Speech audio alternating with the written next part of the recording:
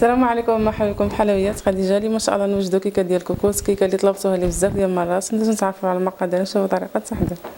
بالنسبه للمقادير اللي غنحتاجو في هذه الكيكه، عندنا علبه وحده ديال الياغورت بالنكهه ديال الفاني ما يعادل 100 غرام، عندي معلقه كبيره ونص ديال الكاكاو المر، عندي 250 غرام ديال الطحين ديال الفرص ما يعادل 2 كيسان ونص بالعبار ديال كاس العنبه، عندي 3 حبات البيض، وعندي 14 غرام ديال الخميره كيماويه، عندي كاس ديال الزيت ما يعادل 160 مليلي، كاس ديال السكر ما يعادل 140 غرام. هادو بالنسبه لمقادير الكيكه. بالنسبه للتزيين عندي ياغورت واحد بنكهه ديال الشوكولات ما يعادل 90 غرام، وعندي شويه ديال اللوز افيلي. هاد اللوز افيلي من بعد غنحمرو في الفران باش كنزين به. دابا ندوزو نشوفوا الطريقه ديال التحضير. درت هنا هادوك 3 ديال البيضات، غنضيف عليهم سكر سنيده وكنطرب.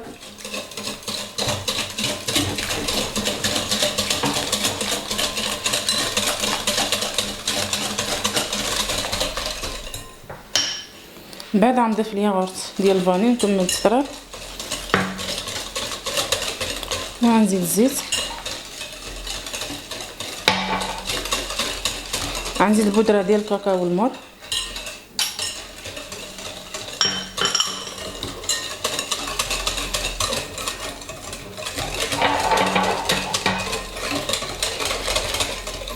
غنضيف خميره ديال الحلوه،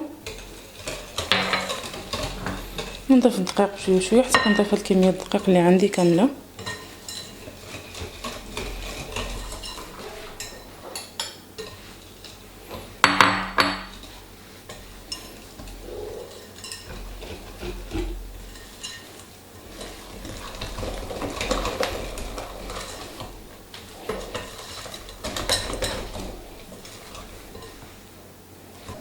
دابا هاد الخليط غنجيب الكوكوس ونخويه فيها، والكوكوس رانا دهناها بالزبده، من الاحسن ندهنوها بالزبده ما ندهنوش الزيت.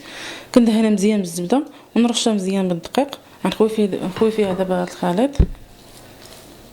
الكوكوس من الاحسن تستعملوا شي كوكوط اللي تكون صغيره ما يتعداش الحجم ديال 24 حتى ل 25 سنتيم باش ما تجيكمش الكيكه رقيقه بزاف. دابا من بعد ما درت الخليط في الكوكوس، عندي الغطاء ديال الكوكوس وغنحطه على النار. ما كنديرش اولا ما كنديرش الصفاره، كنخلي ديك الفتيحه ديال الصفاره هكاك وكنديرها على النار اللي تكون مهيله لاخر درجه، تكون البوطه بحال الشميعه، وكنغطيوها ونخليها تاخذ الوقت الكافي ديال الطياب. من كطيب الكيكه راه من ديك التقيبه كتبقى كطلع لكم واحد الدخان ابيض وكتشموا الريحه ديال الكيكه طابت. صافي ديك الساعات هذه هي العلامه باش تعرفوا ان الكيكه ديالكم طابت. غنغلقها دابا كما قلت لكم، غنردها على البوطه، والصفاره ما كنديروهاش، هاد الفتحه كنخليوها هكاك. هذه هي الكيكه ديالي من بعد ما طابت. خدات لي ديال الوقت تقريبا واحد الساعه وربع كما قلت لكم، على عافيه مهيله اخر جهد حتى الا دورنا شويه كتكون عطفه، يعني الجهد الاخراني مره. دابا غندوز هكا سباتول من الجوانب شويه وكنحيدها. نتوما ملي تشموا الريحه ديال الكيكه طابت، حيت هي ملي كطيب كتبقى تطلع الريحه من ديك الفتيحه ديال الصفاره.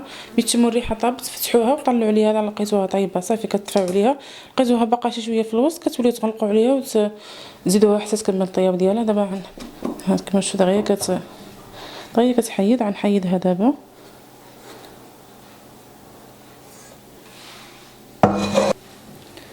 كندهنها دابا بياغورس ديال الشوكولات وكنرش عليها اللوز افيلي.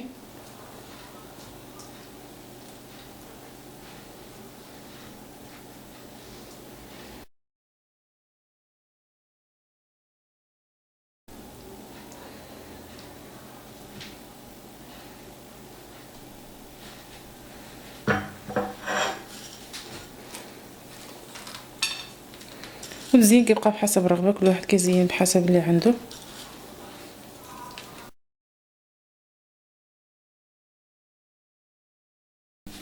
الشكل النهائي ديال الكيكه ديالنا هو هذا. من بعد ما كنقطعوها هكا كيجينا الشكل ديالها من الداخل كما كتشوفوا، كتجي هشيشه مفشفشه. كنتمنى ان شاء الله تجربوها وتعجبكم وبصحه وراحه.